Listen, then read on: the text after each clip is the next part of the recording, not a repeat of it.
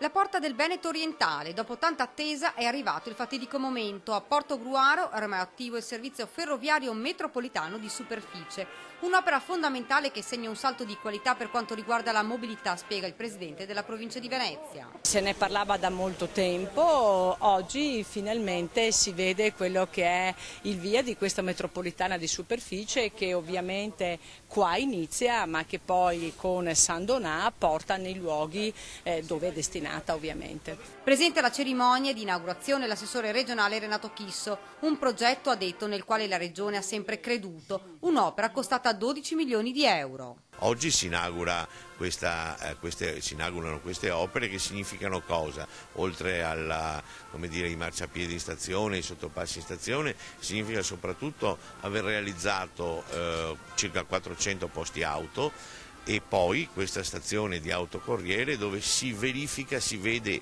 effettivamente quella bella parola che si chiama interscambio gomma-ferro. La sinergia fra i vari livelli istituzionali ha permesso sia il recupero di un'area che era in assoluto degrado, ma anche l'ampliamento da un punto di vista di mobilità che qualifica ancor più la città di Portogruaro.